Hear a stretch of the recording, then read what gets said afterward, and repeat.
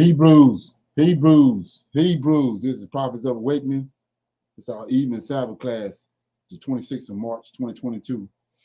We're going to pick up where we left this morning with Deuteronomy. We're going to do Deuteronomy chapters 23 and 24.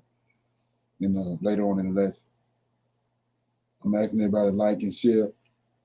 Let's subscribe to Prophets of Awakening channel and hit the notification button. This is a non-Messianic channel. We deal with the Tanakh and the Torah. Tanakh is the Old Testament, so-called Old Testament, the so-called Book of Remembrance. And the Torah is the first 5 books of the Old Testament that was given to Moses on Mount Sinai by the Lord of Hosts. Shalom and welcome everyone to Prophets of Awakening channel. And welcome to our evening Sabbath class. So we're going to do our moment of silence and our Sabbath prayer and our songs and current events. And then we're going to go into our Q&A and then start reading out of Deuteronomy. Okay. So that moment of silence is for the Lord of Hosts and our Creator, Yahweh, and all that they're doing to bring about our deliverance. Oh Lord, we thank you for your great mercy and your great power and your wisdom. And we tarry waiting for your powerful deliverance of your people Israel. Oh Lord, you have given us insight into the scriptures of our forefathers. You, O Lord, have directed us to who you are and your role in the goings on of heaven and earth. When we come to Sabbath day, at the end of your Sabbath day, doubtless that you will appear and that you will gather us, your nation, from among these Gentiles. O Lord, you spake through your prophet Isaiah and said that you would help Abraham's seed. That you have done, O Lord. And you said, O Lord, that you would remove the darkness from around us, tearing out, O Lord. And for the latter days are here, and we are waiting and watching for you. Peace be unto you. Okay. So we go in here to Psalms. Read the Psalms out here.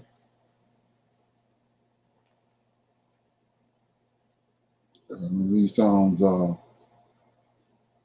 75. It's the righteous judge.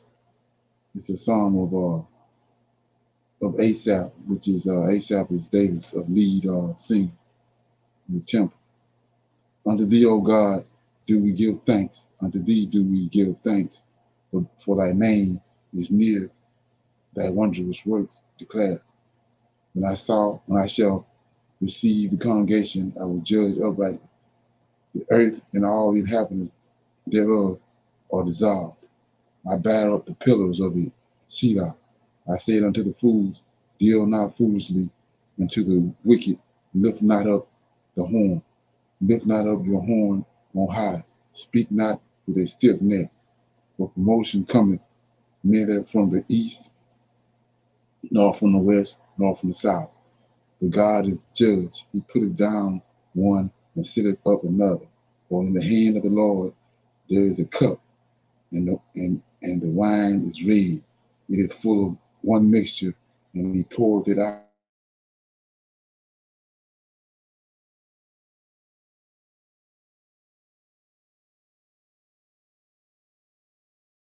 Praises to the God of Jacob. All the horns of the wicked also will I cut off, but the horns of the righteous shall be exalted. So that was Psalms 75, the righteous judge, sung by Asaph. Anybody got any comments on that? I don't have any comments. What's that? I was saying I don't have any comments. Okay. Okay. Okay, so with that being said, we're gonna move on to current events. Anybody got any current events? Okay. I'll go to current events that I have. Okay. Okay.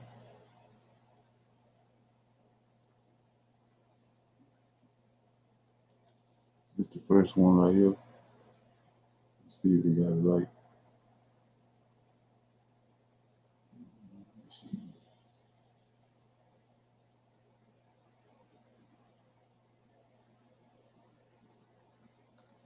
Okay. Let's see. No, that ain't it. Red.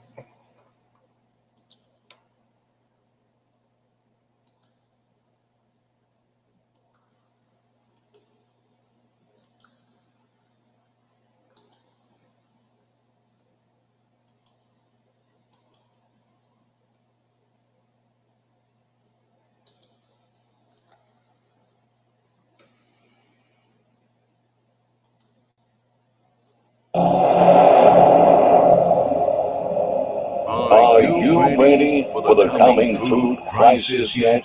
Because events are accelerating at a much faster speed than most people realize, and a global supply shock is about to trigger catastrophic levels of food insecurity all over the world.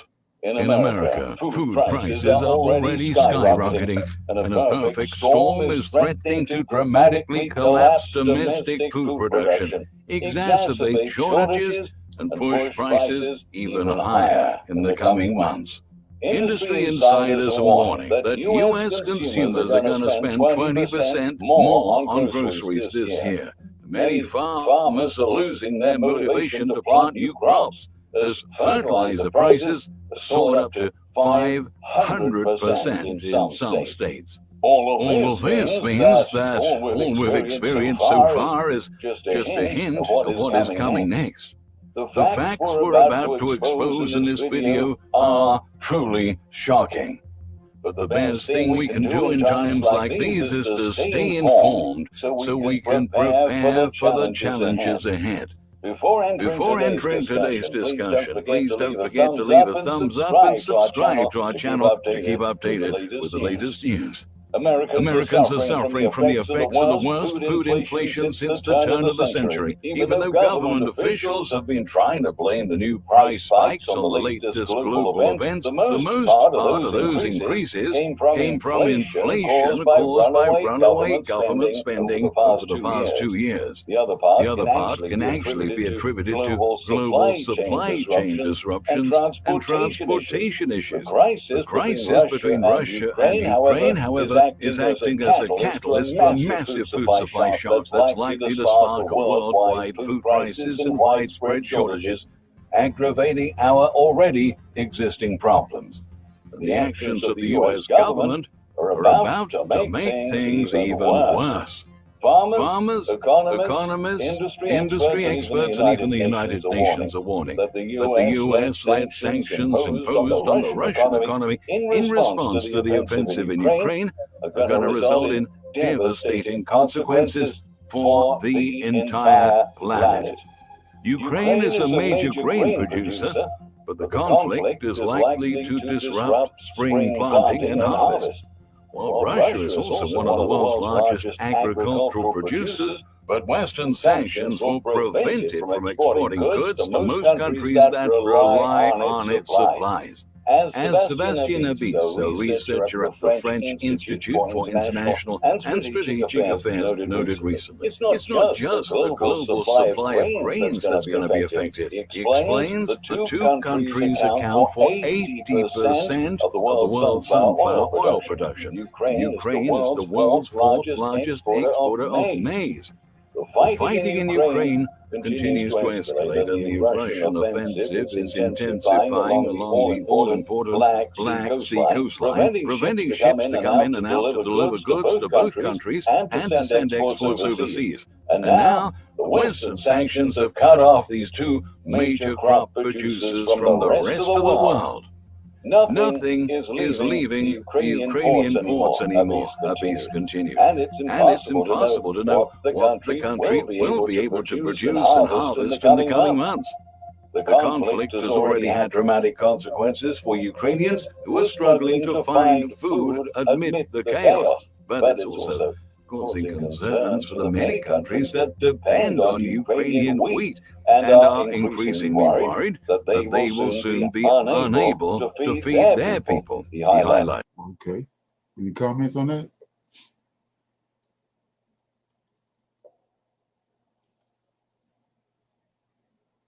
Okay.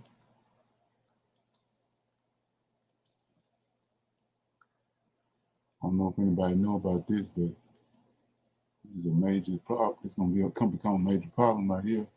It's here we go. Can you see that?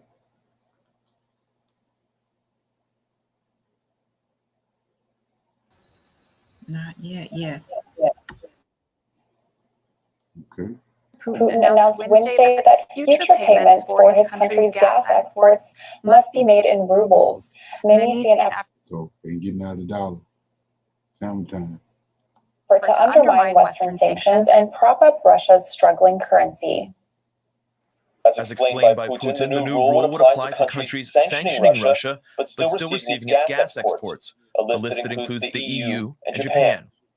A number of Western countries have taken illegitimate decisions on the so-called freezing of Russian assets. This collective West has actually drawn a line under the reliability of its currencies. We've already spoken about this. It crossed out the trust in these currencies. But existing contracts are in dollars and euros, making the move dubious at best. The announcement to pay in rubles is first and foremost a breach of contracts, and we will now talk with our European partners about how we respond to this. It's also unclear how payments would even take place. Western banks don't trade heavily in rubles. Russian banks could exchange the currencies, but that would undermine sanctions, giving Russia much needed foreign currency, and in turn strengthening the weakened ruble. I don't think it is practicable, and we already hear that not only Germany, but Italy and Austria have already declared that they will continue to deal with Gazprom according to the existing contracts, which means that the payment will be made in euro or dollar. Okay. You see this black box right here? Well, I'm going to show.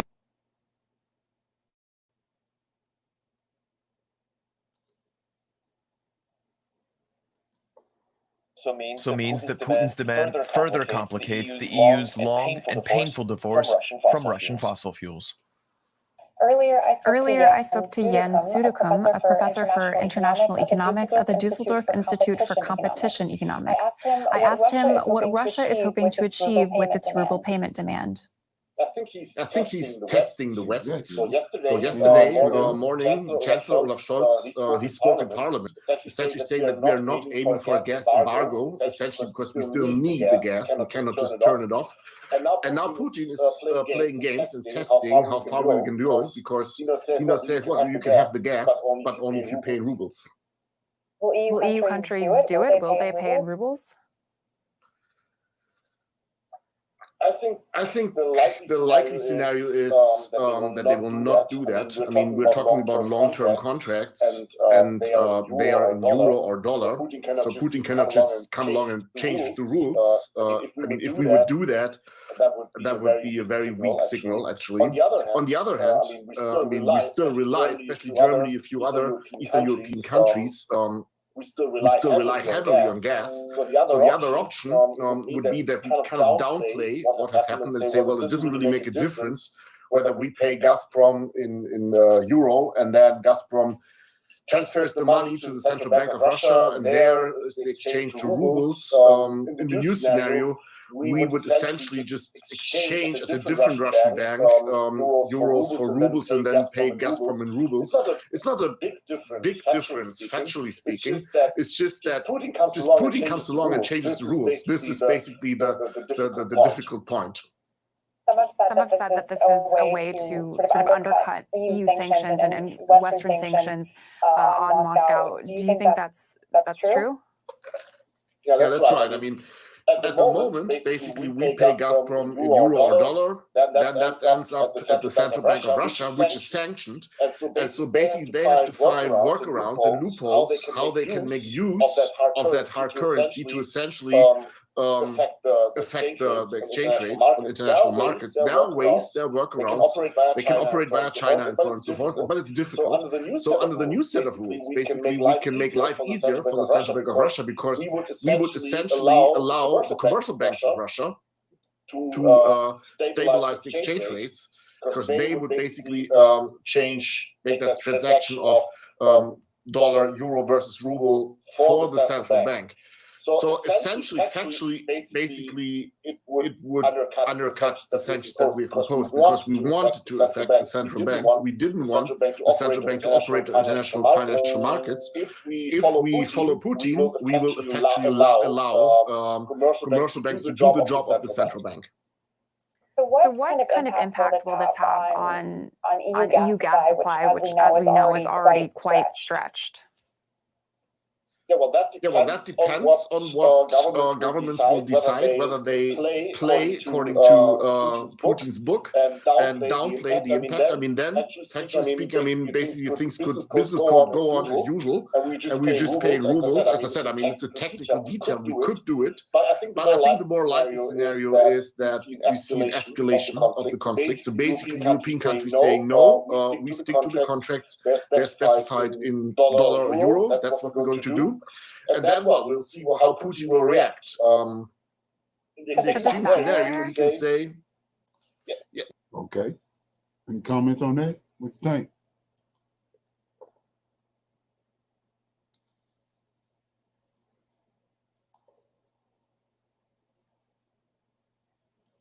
Okay.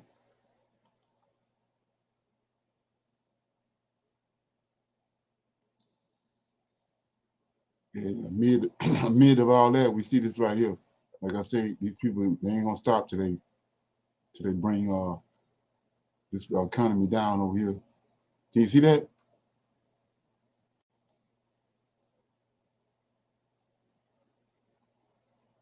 Can you see that? Yes. Foreign Minister Li Yusheng is blaming NATO for the war in Ukraine, calling it. So what this video right here about is China that made a decision to back Russia. Quote, a Cold War vestige. The Chinese Foreign Minister Wang Yi added that China is on the right side of history over the crisis. Quote, as time will tell. Katie McFarlane joins me now. Katie, how strong is the China-Russia alliance? Well, it's interesting, Stuart, because it was very strong going into the Ukrainian war, right? They had a joint statement the two countries signed at the beginning of the Olympics, pledging eternal friendship, and there are no limits to their level of cooperation. And then the war in Ukraine got bogged down. And at that point, the Chinese were kind of ambiguous. You know, they didn't really criticize Russia, but they didn't come out in full support of Russia. Now, after President Biden's phone call with the Chinese president, the two statements that you've just shown, the Chinese, I think, have decided they're going all the way in for Russia. Why? Because they think Russia's going to win. If they go all the way in with Russia, and we still don't have the transcript from that phone call that the president had last week, so we don't know what the consequences would be if the president spelled out those consequences. But look, if the Chinese really do help the Russians, and we find out about it, we're supposed to sanction China. You know what that would mean? You sanction China on trade or finance, and excuse my language, all hell breaks loose. Do you think we're prepared to sanction China? I have no idea what President Biden said, other than to threaten there will be severe consequences. But if that's a severe consequence, it doesn't help anybody. I've got to assume that one of the things that President Xi and President Putin talked about at the Olympics was, well, what happens if you can't sell your oil to the West, Vladimir Putin? And the Chinese would have stepped up and said, we'll take it. We'll take it at rock bottom prices. We'll get bargain basement prices. We can use all of your energy. So again, I worry that when countries and leaders make threats that they have no idea how they're going to carry out because they just assume everybody will back down, don't assume that anymore. The United States is in a different position, and the Chinese are convinced that they are going to dominate the 21st century with their pals Russia, and that the United States is a declining power. A U.S. admiral says that China has now fully militarized those 3 man-made islands in the South China Sea. China had previously promised not to militarize them. How should our military respond to what just was announced today? Well, first of all, let's point out what the pledge the Chinese made was. They promised to President Biden, President Obama, when Biden was vice president, look, we're going to just build out these islands because fishing vessels may need to have some help. We're never going to militarize them. Well, here we are, a decade later, they're militarized them. What should the United States response be? We've got to do a couple of things, Stuart. Number one, increase the defense budget, particularly the naval budget. Number two, go all in for high technology. We've not done that. We could go all in for high technology. And then finally, stand up to these guys. Use the weapons we have. The genius of Donald Trump was, when he was president, he didn't just talk about American energy independence. He talked about American energy dominance. Now, why is that important? Because then if our companies can produce more oil and natural gas, they can set the international price of oil and natural gas. The Russians need it high. The Iranians need it high. Why? Because their government, their companies are state controlled, and that pays for everything else. In America, our companies are independent. We make a profit at $40 a barrel. They need it well above 80. President Trump is going to be on this program in about 8 or 9 minutes. What question do you think I should ask him? What question would you like to ask him? Well, I would ask him, what would he do? Now, if he were all of a sudden, when he was president, he would sit in the Oval Office and tell me and others, what a mess I inherited. Everything's all screwed up. And he turned it all around very quickly. He turned around the American economy, turned around American national security. He got us to energy independence. He got a peace agreement in the Middle East. But if he were plopped in the Oval Office today, how would he fix things? How would he have a relationship with China or not? What would he do with? Look like a campaign for Trump to me. Any comments?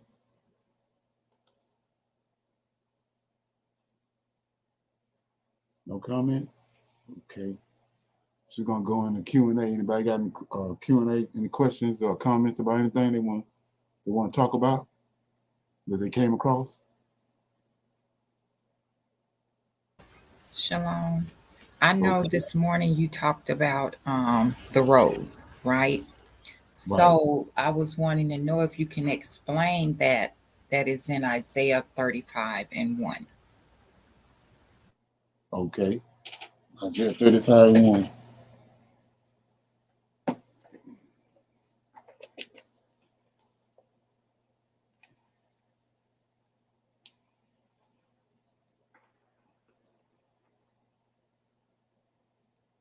Okay.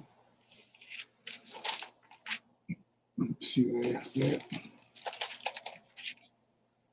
Say Isaiah 35:1. The wilderness and the solitary place shall be glad for them, and the desert shall rejoice and blossom as a rose. So yeah, that's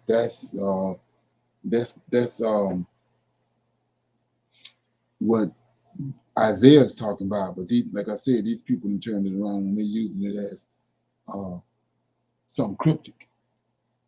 Right, because that's what you were talking about this morning. Yes. It's taking around. We'll read it in its contents, but they got some other meaning to it. That they made meaning to it.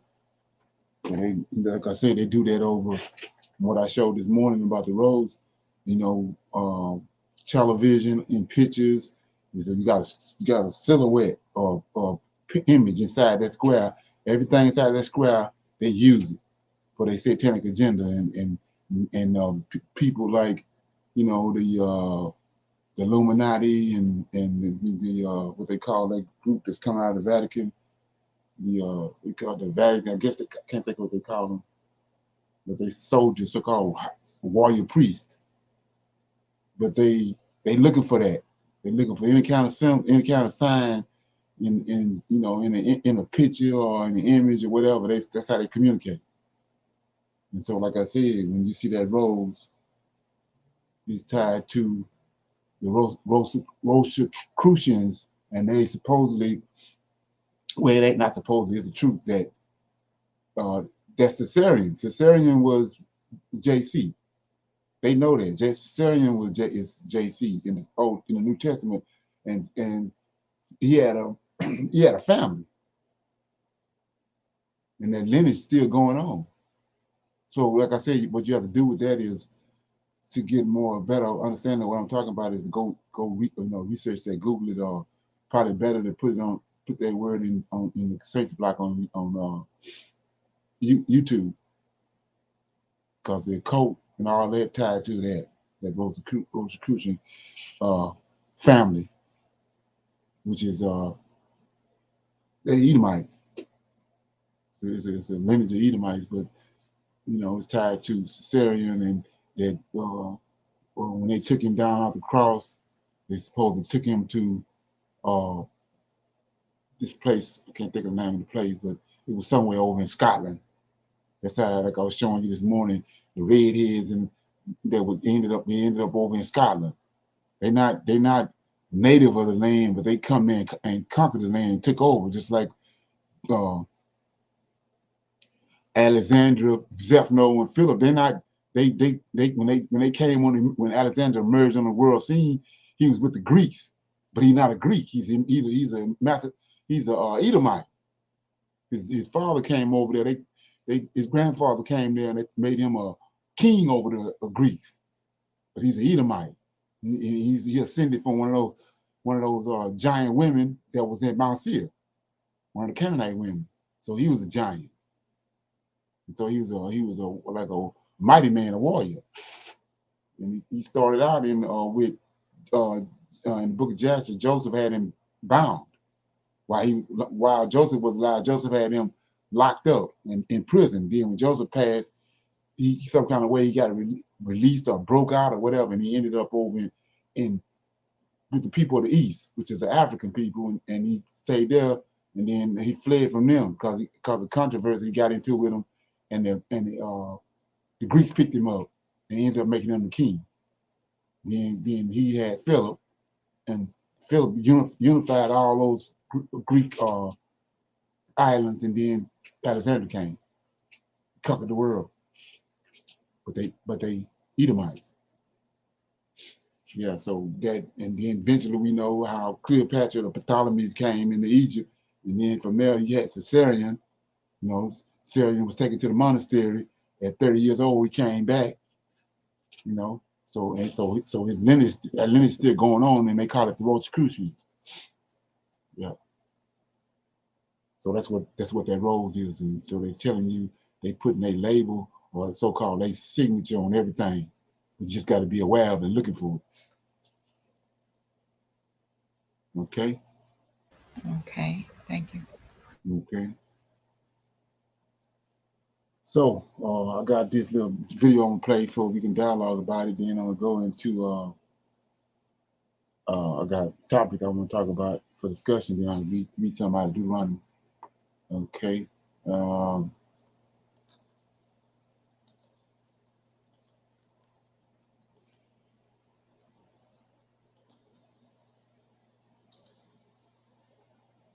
Can you see that? It's loading. There it is.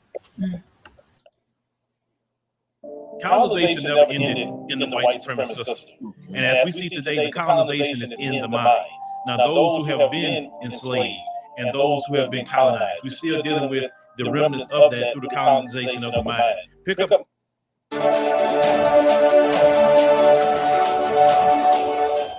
Hello fam, welcome back to the African Diaspora News channel. I am Ungil Zalalam, bringing you this report. Today's report comes from Russia.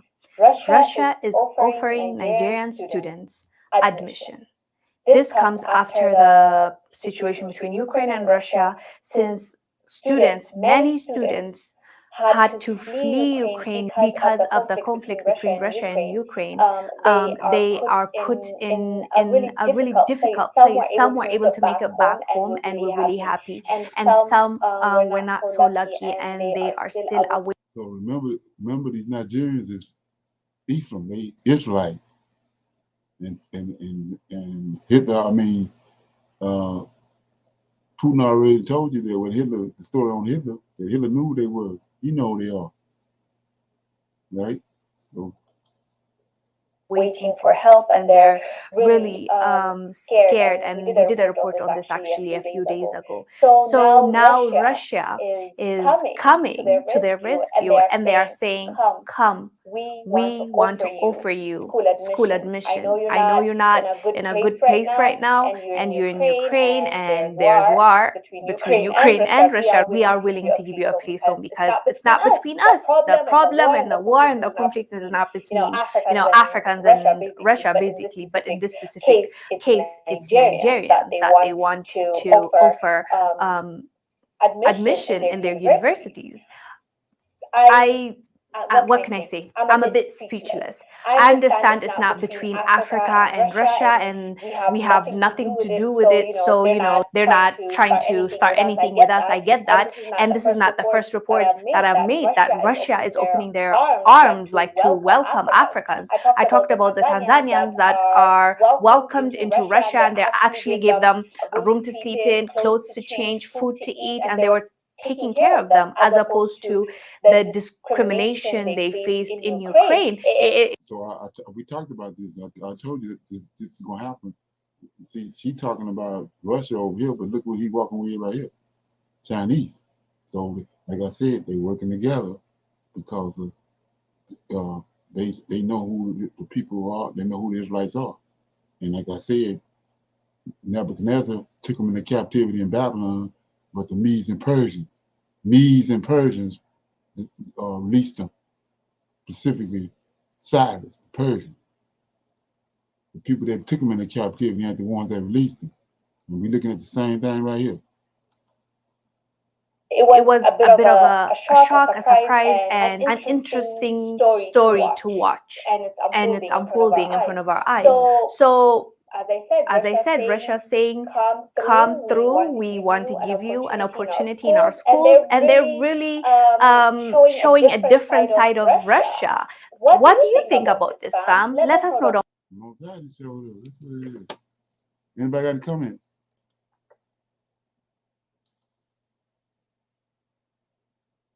Everybody good on that? Yes. Okay. Let me get this right here. Get out of this. This also, I talked about this too right here. So let me bring this up. Then I'm going to start reading out Deuteronomy. It's all unfolding.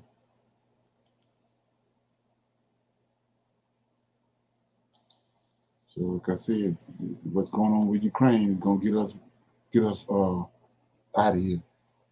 Gonna backfire. Here we go.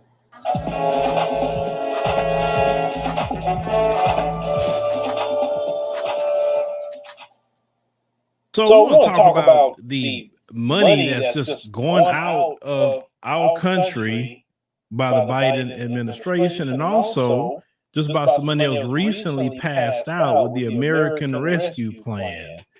Now, they recently put out a fact sheet that came out on March the 7th, 2022, titled Department of Education Announces State-by-State American Rescue Plan Funding for Colleges and Universities. Now, we want to focus on where it says American Rescue Plan provided more than $10 billion to 1,000 community colleges. Now, it said that more than $2.7 billion to HBCUs, more than $190 million to tribally controlled colleges and universities, approximately $11 billion, yes, I said $11 billion, to Hispanic serving institutions. Now, this is the finesse when you say that. In this country, that's considered an ethnicity and not a race. Unless that particular person identifies with indigenous, or they identify as black, or something like that, then they automatically by default going to put them as white. And now, I did read the current census. A lot of people within the Hispanic community have got rid of white off of the census this time. They said it was about a 30% increase of people removing the white and putting indigenous or other things. I thought that was interesting. I just read about the census. But as of now, when it comes to anything that say Hispanic, that is a big finesse for white people. And until people who are not white will get on a movement to say we are either indigenous or if you're black or whatever your actual classification you may be, that's how white people are going to take money away from your particular community. But we're going to continue. They say approximately $5 billion to AAPI. And then approximately, they say almost $1 billion to predominantly black institutions. So approximately $5 billion to Asians, approximately $11 billion to Hispanic serving institutions. Now they say more than 2.7, but we never will give an approximate. Now, if we want to look at the Asian community here, the Asian community so far, from what I have seen, has benefited the most off of the Biden presidency, more than any other group. They received all kind of set-asides during the virus, more than any other group. They have received federal protection status. They have received an executive order of $50 million from Biden. In New York, the Democrats gave them 10 million, because of they say they're suffering like nobody else is suffering, right? At all. I mean, wouldn't you say the fair thing to do is to split the money evenly among all groups that way? Because all groups are suffering, right? I mean, I'm just saying, because anytime there's something for black folk, it's always, well, what about me? What about everybody? So when black folks get something, everybody needs to get it. But when other groups get it, no, white folks don't say nothing. You notice how quiet they are? Why don't they say anything about when the Asian people get something? Okay, fine. So they got $5 billion on top of the federal hate crime protection, on top of the $50 million that Biden gave them, on top of the $10 million that they got in New York and other cities, right? The $11 billion for Hispanic serving institutions, we know that can be a complete finesse. But this is what y'all lined up for. This is what you lined up for. Now let's continue to talk about something that's even more egregious than even this. Congress passed $13.6 billion of your tax money to Ukraine aid, along with government funding. So they say the Senate voted Thursday night to approve a massive spending package that includes $1.5 trillion in funding to keep the federal government open with a $13.6 billion in emergency aid for Ukraine. Send it to Biden for his signature. Now, I said the House approved the measure on Wednesday. It said the government spending section of the bill avoids a looming government shutdown funding operations through the end of fiscal year September 30. Now, they said the broader package is a result of the lengthy bipartisan negotiations that took on the new urgency as Congress raced to respond after Russia invaded Ukraine. The overall spending package includes 5.6% increase in defense spending over current levels, along with 6.7% increase for non-defense spending. Now, they said leaders, insisted on reaching an agreement on government spending in order to avoid extending current funding levels, which do not meet the current budgetary needs of the federal agencies. Now, they said the $13.6 billion of your tax dollars that you can't get is going to Ukraine. It's an emergency package that includes money for humanitarian aid. They didn't need a study for that, folks. They didn't need a commission. They didn't need any of that. So when they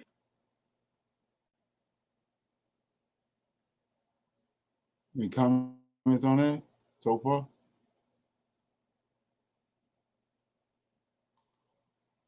Okay, you're gonna let a little more play. Tell you they need a commission for reparations. Understand they pissing on your leg and telling you it's rain. They say defense assistance and economic support for the region. They say lawmakers more than double the amount of money in the package over the past several weeks as the severity of the fighting and humanitarian crisis in Ukraine grew. Now, at first, Biden asked for $6.4 billion. They end up giving $13.6 billion of your tax money and mine. Now they say that the money is divided between what lawmakers term lethal and humanitarian aid. See, when white folks are in trouble, they start giving out the cash. See, the only reason you saw that cash going out during the virus was because white folks were suffering. The only reason you saw PPP and all that is because white folks are suffering.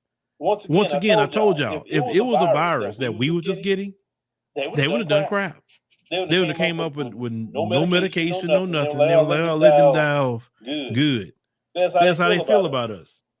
Now, there's a humanitarian section includes $4 billion for people displaced within Ukraine, and an estimated 2 million people who have fled the country since the war began just 2 weeks ago. More than $2.5 billion will go to the U.S. Agency for International Development to provide food and healthcare support. $2.5 billion. Another $1.4 billion is intended for migration and refugee assistance. Okay. So now they about to get the refugees that come over here. They got a $1.4 billion pot to pull from. Okay. Now your Democrats was pushing for this big time, but you can't get anything. Once again, another group will come in here and get things over you. Now, they say the Defense of Lethal Aid section provides $3 billion to support the U.S. military's European Command, and it's used for operations mission support. They said deployment of personnel to the region and intelligence support. They say another $650 million will go to grants or direct loans administered by the Department of Defense Foreign Military Financing. The legislation also gives Biden the authority to transfer $3 billion in defense equipment to Ukraine and other allies supporting Ukraine. Okay, so another $3 billion of tax dollars going to Ukraine in the area of weapons. They said the House Democrats are forced to remove $15 billion additional, virus-related funding for Ukraine and everything. But if we look at the picture on the screen here, this isn't a quote unquote third world country looking at, folks. That is actually in Dallas, Texas. We have people living underneath bridges, in makeshift tents and everything like that. But $13 billion goes to Ukraine. But we have this going on here in America. And what we probably should start doing more of, people, any of you can do this, and we should probably, and I'm thinking about this. Maybe we should go out in America and just start filming all of this, and then come right back around and say, once you film it and present a question. Why is it that America is okay with $13 billion of your tax dollars going to Ukraine, but you got pictures like this that you're looking at of people living this way in America? You mean to tell me $13 billion wouldn't help the homeless in Dallas, the homeless in LA, and Lord Jesus, let me get on LA. I have not seen homelessness like that till I went to LA, and it was worse the last time I went. I went in August. That's the last time I went to LA. My God, that's bad. That is so bad. Like, it's so many homeless people out there. It is horrible. How does the California state government allow that to go on? Or even the American government allows this to go on in a so-called rich country. So you're going to freaking send $13 billion, all these billions of dollars of weapons, and all, just billions of dollars you're giving to Ukraine, but you can't take that taxpayer money and get these people into some decent housing. You can't help these people get some jobs. You can't help the American people, but you can send everything to freaking Ukraine. This is the things that we need to talk about, ladies and gentlemen. You can look at another picture that we have here on the screen. This is folks. This is America here. What you're looking at. But our tax dollars, they go everywhere else, but here in America. Okay. Any comments? They see it just like we see it. They pass by it every day. Oh yeah. I mean, you don't have to take no pictures and post it anywhere. They see it every day. Right. It's blatant.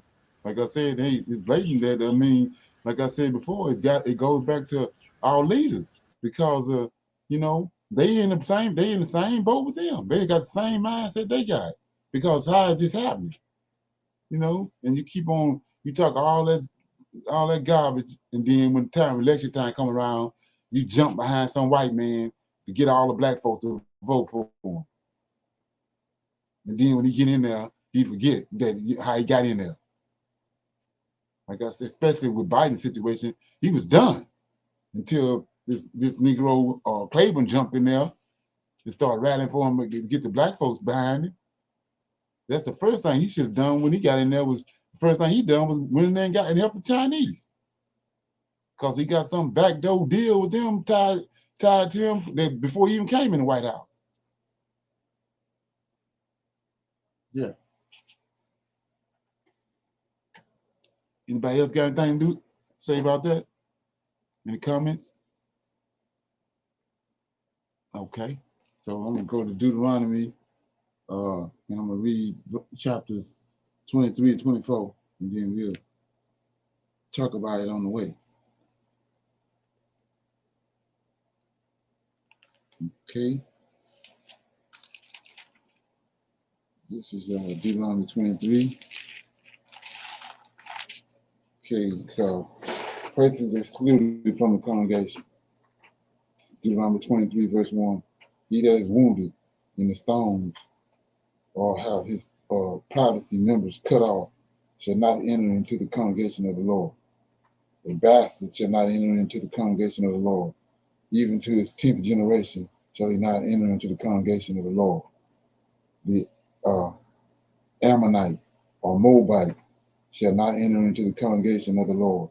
Even to their 10th generation shall they not enter into the congregation of the Lord forever, because they met you not with bread and with water in the way when you came forth out of Egypt, and because they hired against thee Balaam, son of Beer of Pethor of Mesopotamia, to curse thee. Nevertheless, the Lord thy God would not hearken unto Balaam, but the Lord thy God turned a curse into a blessing unto thee, because the Lord thy God loved thee. Thou shalt not seek their peace nor their prosperity all thy days forever. So let's look at that, because this right here is major. It says in verse 4, because they met you not. It's talking about the Ammonites and the Moabites. Balaam is from Moab.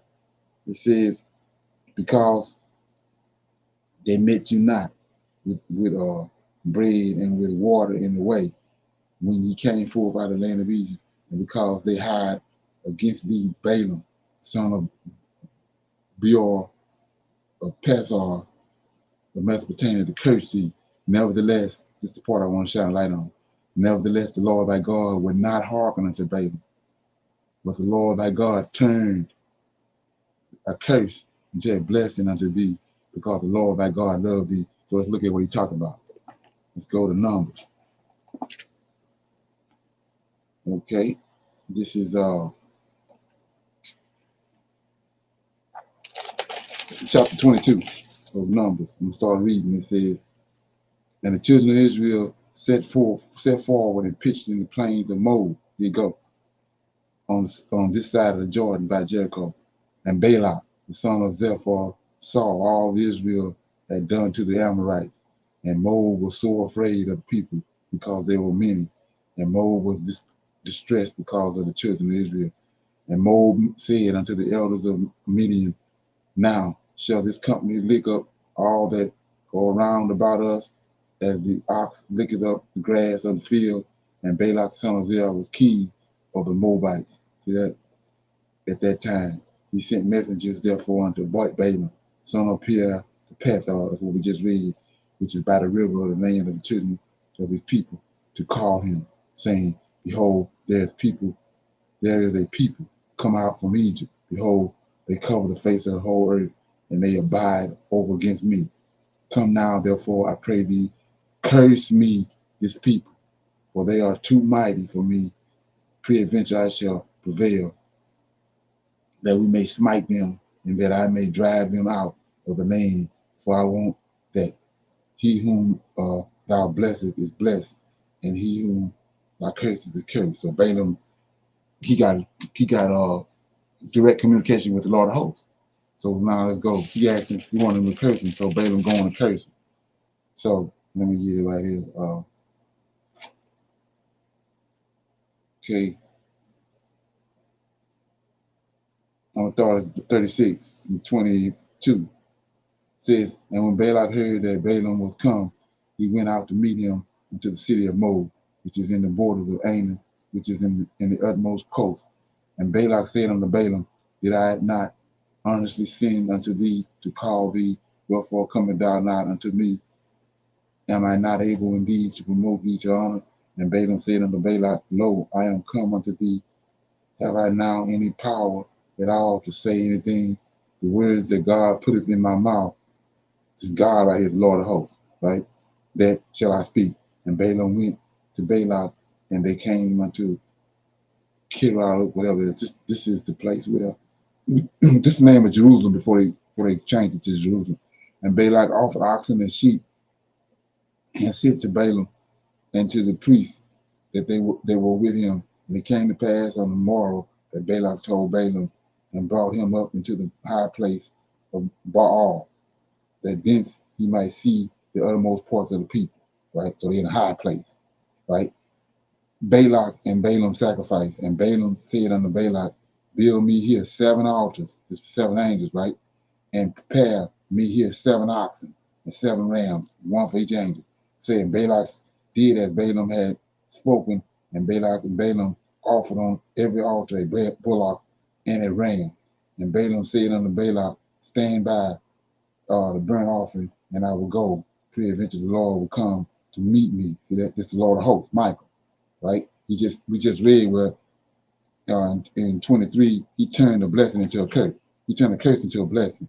So Balaam right here trying to curse, right? So he says, and Balaam said unto Balak, stand by the burnt offering, and I will go. Peradventure the Lord will come to meet me, and whatsoever he showeth me, I will tell thee.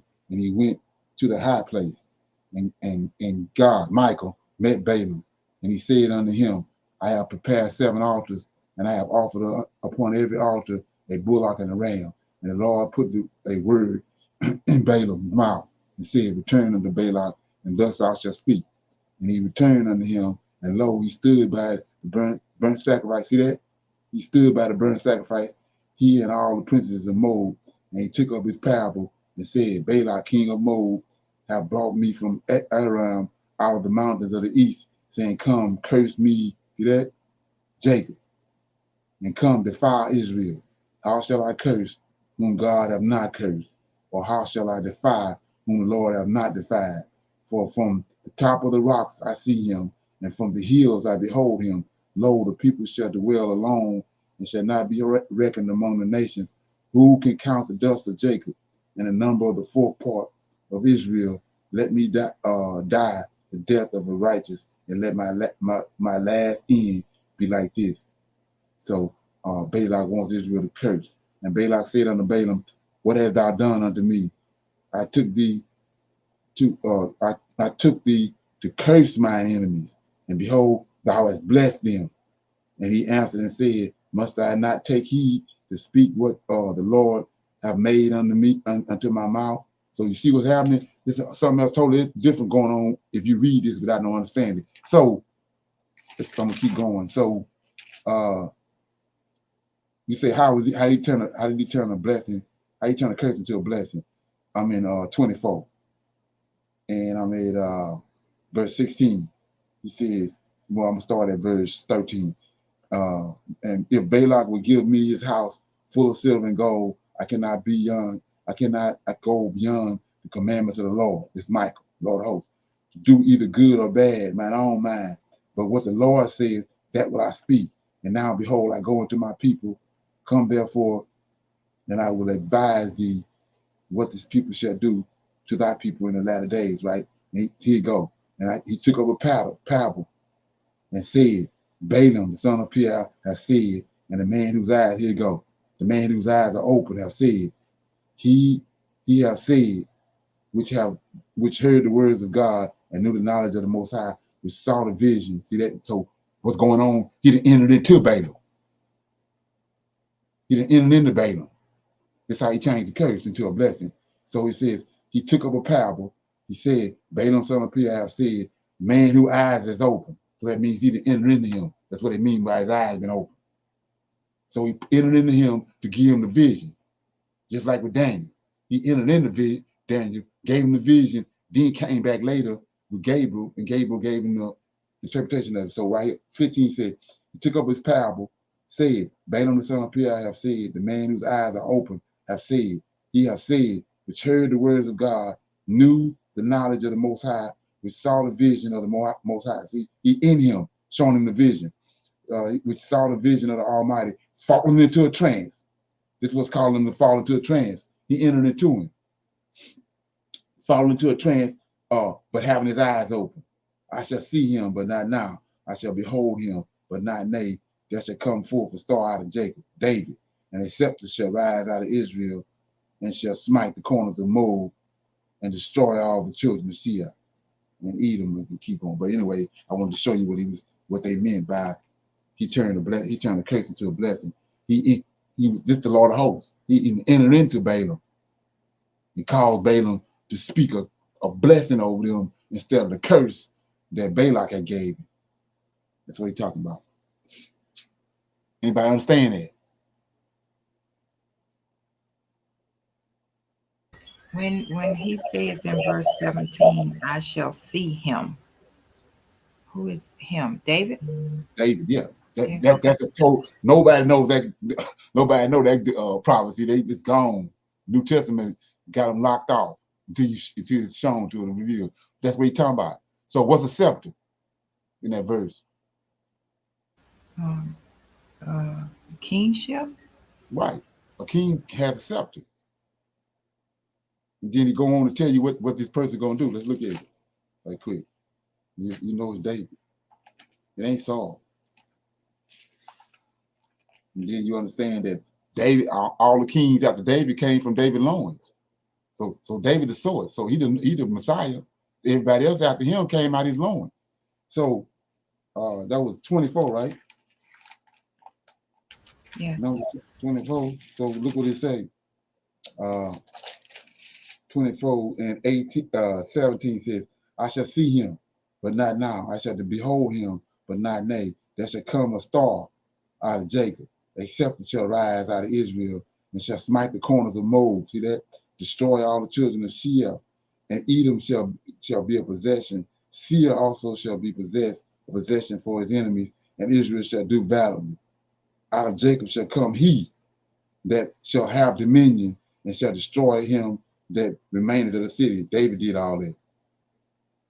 If you go to 2 Samuel right quick. Oh, let me get it. Go to 2 Samuel right quick. I'm gonna take long. 2 Samuel. Okay. 2 Samuel.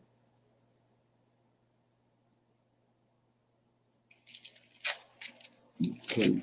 Good. 2 Samuel chapter 7, verse 12. Okay, no, not that.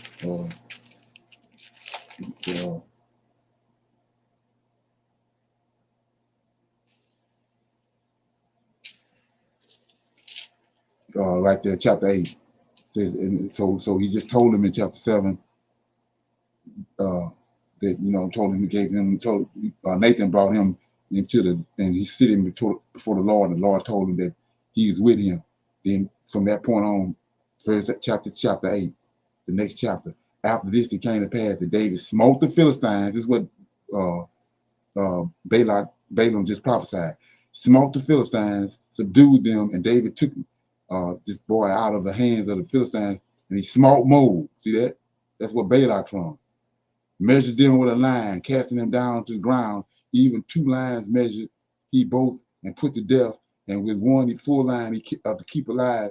And so the Moabites became David's servants and brought gifts. David smart also, Hadassah, I can't say his name, son of Rehab, king of Zobah, and he went to recover his borders and at the river Euphrates. And you keep on going down, and you're going to see that 4. David took from him 1,000 chariots, 700 horsemen, 20,000 footmen. David hewed all the chariot horses, but reserved of them for 100 chariots. And when the Syrians of Damascus came to Sekar, Hadassah, the king of the Zobah, David slew the Syrians, 220,000 men. Then David put garrisons in Syria and Damascus, and Syria became servants to David and brought gifts. And the Lord, see that? The Lord preserved David wheresoever he went. And David took the shields of gold that were on the servants of Hadassah and brought them to Jerusalem. And we see everything that Balak prophesied, which was a blessing, David done it. He prophesied it way over in Numbers, but David didn't show up on the scene until 2 Samuel. You see that? Yes, I do. Okay. Let me get back over here where I was at. Chapter 23.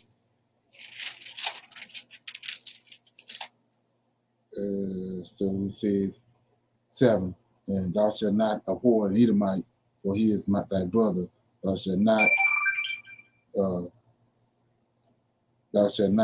abhor an Egyptian, because thou wast a stranger in his land. Children that are begotten of them shall enter into the congregation of the Lord in their 3rd generation. And the host goeth forth against thine enemies, then keep thee from ever wicked things. If there be among you any man that is not clean by reason of the uncleanness that chance of him by night, then shall he go abroad out of the camp. He shall not come within the camp. But if it shall be, when evening cometh on, he shall wash himself with water, and when the sun is done, he shall come into the camp again.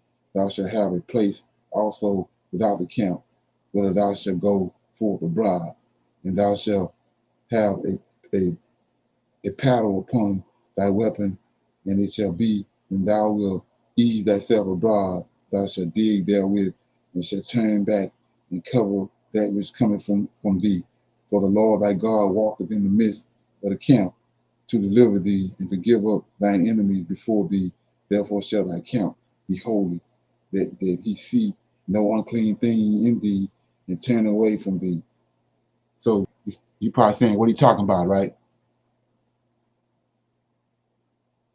Mm-hmm. So what are you talking about? This right here, I've talked to some Negroes the other night, and they want to say, I told them that ain't Yahweh that's walking in the cool of the day, and talk to Adam, walk with Noah and all that. So it's the Lord of hosts right here. So what are you telling them when you gotta do number 2? Or you gotta do the tinkle. When you gotta leave the camp and go somewhere else and do that. And then when you do it, take have a little powder on your side where you dig a little hole and do it in the hole, then cover it back up. Cause, look at this. Look at this. He says 13, thou shalt have a paddle upon thy weapon, and it shall be when thou wilt ease thyself abroad. That's when number 2, right? Thou shalt dig therewith, and thou shalt turn back and cover that which thou cometh from thee, right? Then 14, for the Lord thy God walketh in the midst of the camp. See that? So they fumbling with him. Ain't that something? Yeah. That's big, ain't it? Yes, it is. And so, like I said, you show a Negro that you don't turn and do what you need to do. There's something wrong with you. You ain't know it was even there. But anyway, 15 says, thou shalt deliver unto his master the servant which is escaped from his master unto thee. He shall dwell with thee, even among you, in that place which he shall choose in one of thy gates, where it liketh him best. Thou shalt not oppress him. There shall no one a whore of the daughters of Israel, nor a sodomite of the sons of Israel. Thou shalt not bring the hire of a whore or the price of a dog into the house of the Lord thy God for any vow, for even both these and the abominations unto the Lord thy God. So let's look at that.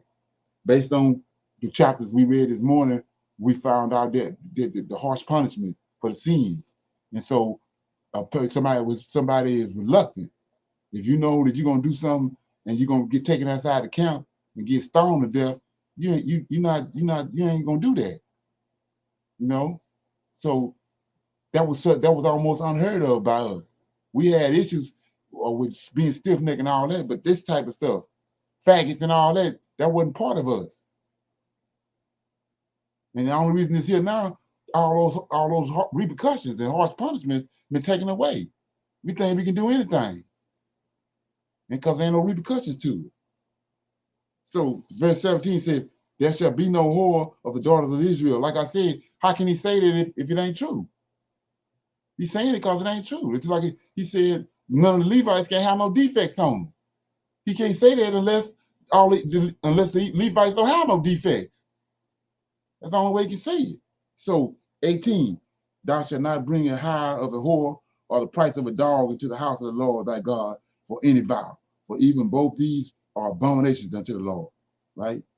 19, thou shalt not lend upon usury to thy brother, usury of money, usury of victuals, usury of anything that is lent upon usury. So this right here is capitalism.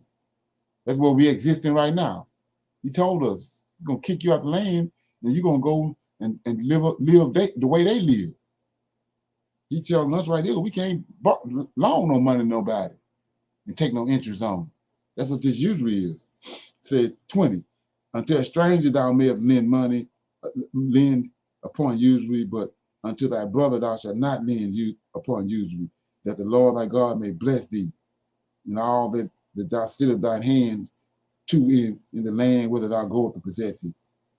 And say, vow shall be on. When thou shalt vow a vow unto the Lord thy God, thou shalt not slack to pay it, for the Lord thy God will surely require of thee, and would be a sin unto thee. But if thou shalt forbear to vow, it shall be no sin in thee. That which is gone out of thy lips, thou shalt keep and perform, even a farewell offering as thou hast vowed unto the Lord thy God, which thou hast promised with thy mouth. Say, and when thou comest into the neighbor's vineyard, then wilt thou mayest eat grapes that fill at thy field at thine own pleasure, but thou shalt not put any in thy vessel. When thou comest into the standing corn of thy neighbor, then thou mayest pluck the ears with thine hand, but thou shalt not move a sickle unto the neighbor's standing corn. So all this stuff is, like I said, goes along with what I said about their countenance. You can see them and know this is what they're capable of doing right here. They're not gonna hurt a fly. That's how we ended up over here. Because we took them clowns in, thinking that they righteous and thinking that they like we are, but they was devils.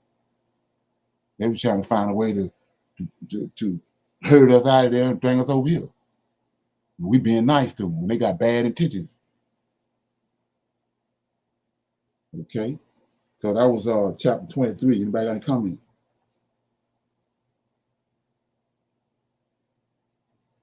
Okay, 24 says the laws concerning domestic relations. When a man have taken a wife and married her, and it comes to pass that she find no favor in his eyes, because he have found some uncleanness in her, then let him write her a bill of divorcement and give it unto her hand and send her out of his house. And when she is departed out of his house, she may go and be another man's wife. And if the latter husband hate her and write a bill of divorcement and give it in her hand and send her out of his house, or if the latter husband die, which took her to be his wife, her former husband, which sent her away, may not take her again to be his wife. After that, she is defiled, for that is an abomination before the Lord. And thou shalt not cause the land to sin, which the Lord thy God giveth thee for an inheritance. When a man hath taken a new wife, he shall not go out to war. neither shall he be charged with any business, but he shall be free at home 1 year, and shall cheer up his wife which he hath taken. No man shall take the neither or the upper millstone to pledge, for he has taken a man's life to pledge. If a man be found stealing any of his brethren of the children of Israel, and maketh merchandise of him, or selleth him, then that thief shall die, or thou shalt put evil away from among you. Take heed in the plague of leprosy, that thou observe it diligently, and do according to all that the priests, the Levites, shall teach you, as I command them. So ye shall observe to do. Remember what the Lord thy God did unto Miriam by the way. After that, ye will come forth out of Egypt. And when thou didst lend thy brother anything, thou shalt not go into his house to fetch his pledge. Thou shalt stand abroad, and the man to whom thou doest lend shall bring out the pledge abroad unto thee. And if the man be poor, thou shalt not sleep with his pledge. In any case, thou shalt deliver him the pledge again when the sun goeth down, that he may sleep in his own raiment, and bless thee, and it shall be righteous unto thee before the Lord thy God. Thou shalt not oppress an hired servant that is poor or needy, whether he be of thy brethren or a stranger that are in the land within thy gates. At his day thou shalt give him his hire, neither shall the sun go down upon thee, for he is poor, and setteth his heart upon thee, lest he cry against thee unto the Lord, and it be sin unto thee. The father shall not be put to death for the children, neither shall the children be put to death for the father. Every man shall be put to death for his own sin. Thou shalt not pervert the judgment of the stranger, nor of the fatherless, nor take a widow's raiment to pledge, but thou shalt remember that thou wast a bondsman in Egypt, and that the Lord thy God redeemed thee thence. Therefore I command thee to do this thing. When thou cuttest down thine harvest in the field, and hast forgot a sheaf in the field, thou shalt not go again to fetch it. It shall be for the stranger, for the fatherless, and for the widow, that the Lord thy God may bless thee in all the works of thine hand. When thou beatest thine olive tree, thou shalt not go over the bowls again. It shall be for the stranger, for the fatherless, and for the widow. And when thou gatherest the grapes of the vineyard, thou shalt not glean it afterwards. It shall be for the stranger, for the fatherless, and for the widow. 22. And thou shalt remember that thou wast a bondsman in the land of Egypt.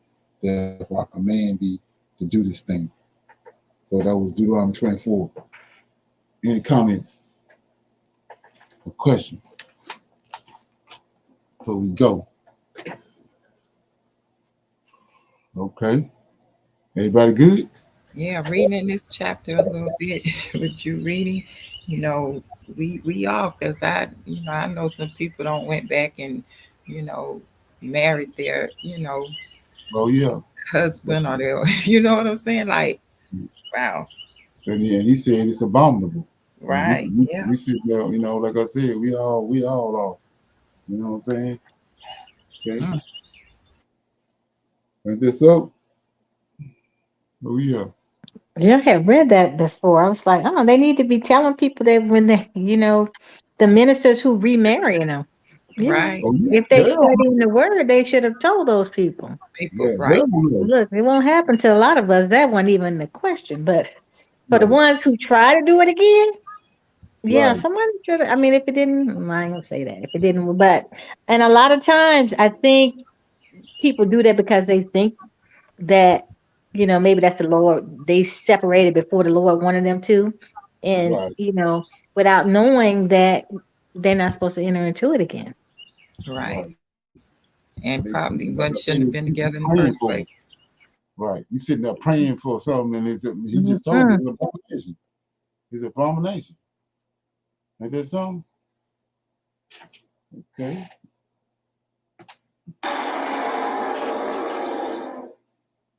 Okay. So yeah, like I was saying, I'm keep on reminding you about that clubhouse. So yeah. So I'll see everybody on Tuesday for the Advanced Bible study. Say shalom. Okay. Shalom. All right. Shalom.